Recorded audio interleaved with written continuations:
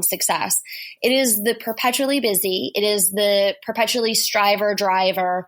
And what happens is our sympathetic nervous system, while we do have these fight or flight connotations that are negative, our sympathetic nervous system is actually a really positive force too. That's, that activation of that sympathetic energy is what allows us to get up and, maybe go for a run or play a game of basketball. So there isn't necessarily this completely negative aspect of being able to activate that energy in our body. But the problem is, in the way that we're living right now, is that that's all we're doing. We haven't learned how to take action from the parasympathetic. We haven't learned how to stay productive or focus on our careers without tapping into that active energy all of the time. And then we run it out, because if we think of sympathetic in the fight or flight, that is supposed to be a short-term mechanism to get us out of a dangerous situation.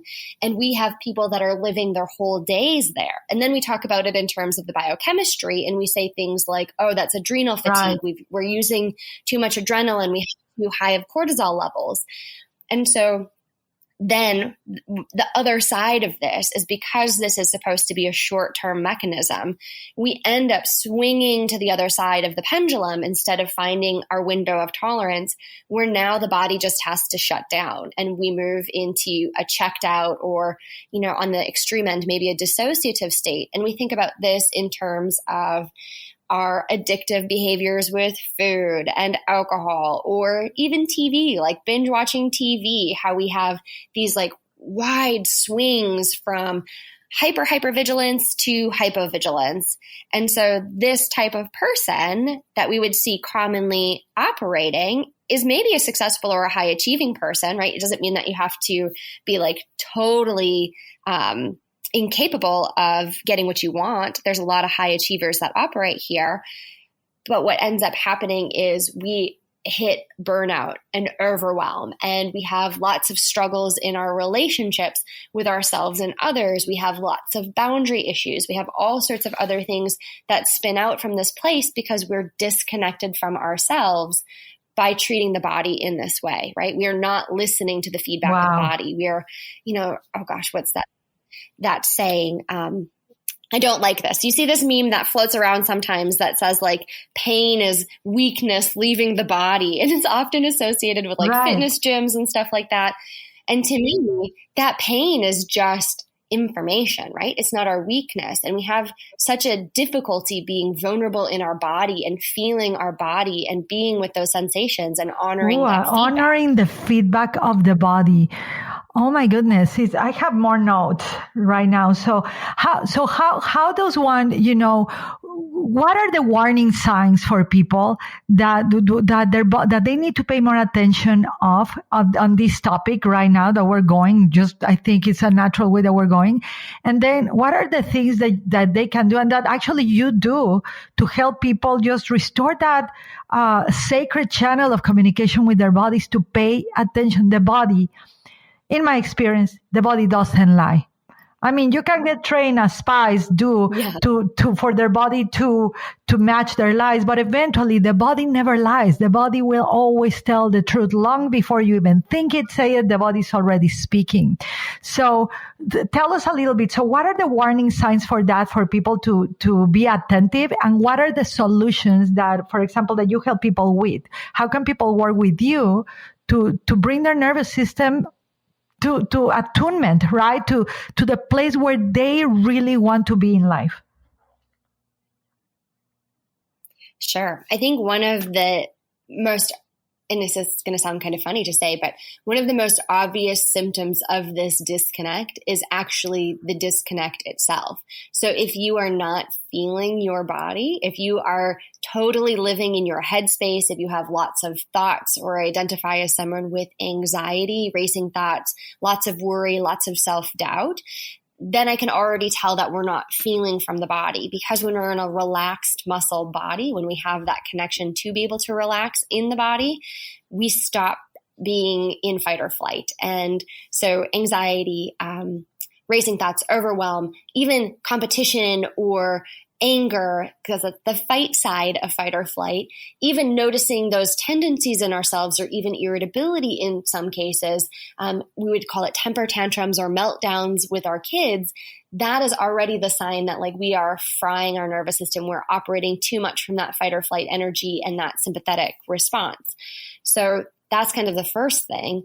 Some other indicators that we are already there or we are disconnected from the body is if we are relying on stimulants to make it through our day. So if your morning cup of coffee or caffeine or energy drinks is a staple because you quote unquote need them, or if we're taking lots of over-the-counter medications for things like headaches or aches and pains, if we're at all taking things like antacids or anything really, or sleep aids, anything, as soon as we start trying to supplement the body to mask or handle our symptoms, what that tells me is we're not paying attention to the symptoms, right? If we have to take medicines, whether over the counter or supplements, to make it through our day, then we're not listening. We're missing that feedback. So those are probably the first two key pieces that I start to notice when we're in disconnect. I love this. And so, for example, I arrive with you, Ashley, and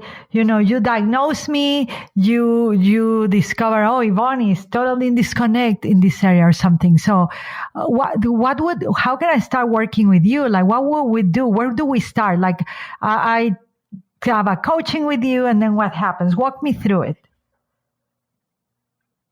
Sure. So whether we're working with the horses or not, we really start with the brain and building new cross-brain connections. The type of work that I do with the nervous system and the brain and the body is very different in that it follows the pathway from, really brilliant minds like Dr. Bruce Perry and Dr. Peter Levine and Dr. Bessel van der Kolk, some of these big titans of the trauma world and understanding our neurobiology. And this is really all about bottom-up regulation. And so to give a little bit of a framework of what that means so we can kind of move together through this, is I believe that if we start with the lowest regions of the brain that control our autonomic nervous system, our basic primary functioning, right?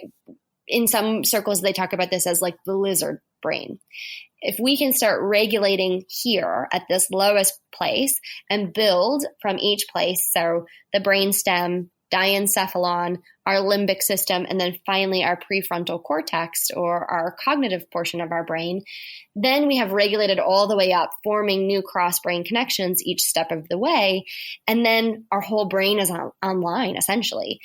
This is in stark contrast to a traditional cognitive behavioral therapy model, which acts to access our thoughts first, our prefrontal cortex, our cognitive area. And the belief structure that I operate under is if we're dysregulated through those parts, we could talk about it for forever, and it doesn't do any bit of good until we get the brain and body online at the lowest, most basic areas first. So the way that it's a different, again, it's a little bit of a flip. That's why that's sobering. But we start with, that's why I love you, Ashley. You know why? Plus, I've been witness of not only your incredible expansion, but your fierceness. I don't know if that's a word, and your commitment to help others. It's like, it's plus everybody that is listening to you right now, after what you just spoke, is like, you are an expert of your craft. You didn't learn this just by, hey, let me check on Google. Let me read a book. And then I'm an expert on trauma. And there's so many people right now doing that. So many people are using every single external stuff to say, hey, I'm a shaman. I'm a medicine woman. I'm a medicine man. I'm not making fun of them. I just want to return to the respect of a craft, of years of experience, of having the results. And you are the embodiment of what you are just speaking. I've been watching you, how you cook, how you eat, how you work, how you talk, how you move through your life, how you really are so committed to your clients. I think I have had behind the scenes look on how much you love your clients, how much you will want them to rise in this understanding of their bodies, of themselves, of their choices, on how they're speaking. So I love that you make a twist, because what is out there that is not making a twist, that's just keeping people with aspirin effect kind of mode, like, read this book, take this drug, do this, medicine journey, and all your life will be fine. No, you gotta do the inner work, and you gotta do it with support of experts like you. So I just wanted to commend you for doing a twist, for making a sovereign choice into how you serve people best and what you have had results of. So Ashley, I'm so curious, and this is totally selfish of me, but tell me how do you work so beautifully with horses? And I truly believe, and I'm going to say it to all our audience, that the work that Ashley does is the work that is going to be needed to thrive and to survive consciously in the next decade. And the work with horses, not only, I'm aware that it helps with self-regulation, with nervous system integration, all of that, but it's also a reconnection with nature, which is something that we need more of right now, since nature deficit disorder, with all this AI, with all the smartphones, all the TV, all of the news, all of that is on the rise. So talk to me about your work with horses, please. Yes, thank you. And I completely agree.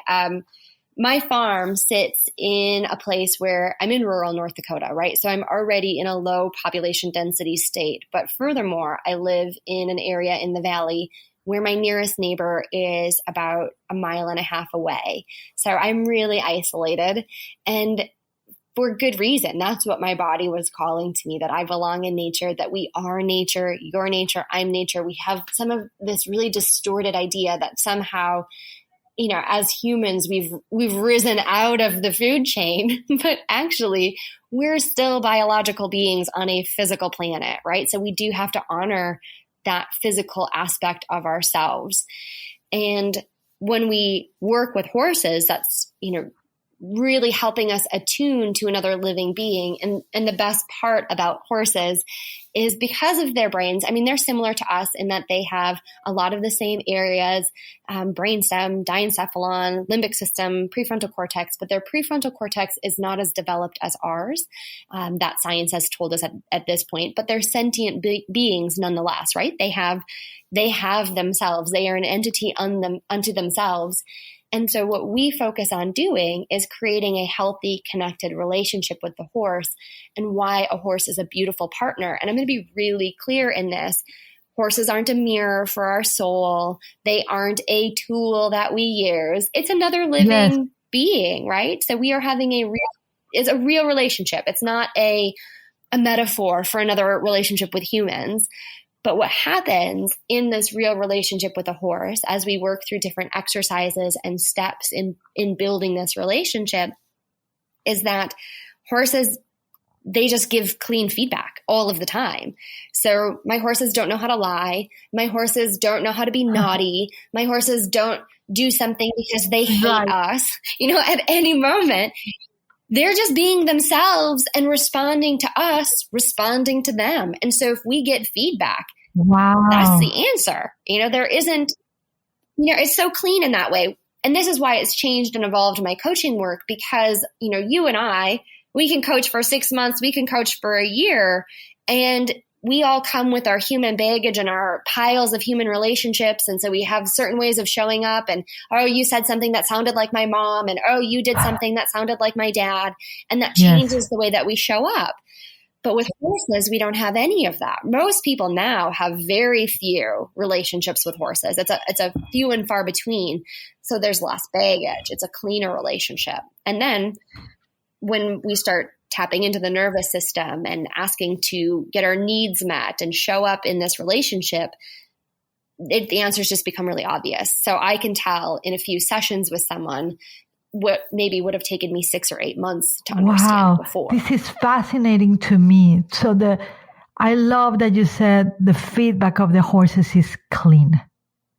No narrative, no story, no putting like all the metaphoric thing of the horses represent my spirit, and that's cool, and I love that. But I prefer the clean feedback of reality. Wow, this is, Yes. I'm more eager, and I love that this is the power of nature, right? It will give us the feedback of things as they are being, not as we are projecting or interpreting or bringing all of our traumas into play with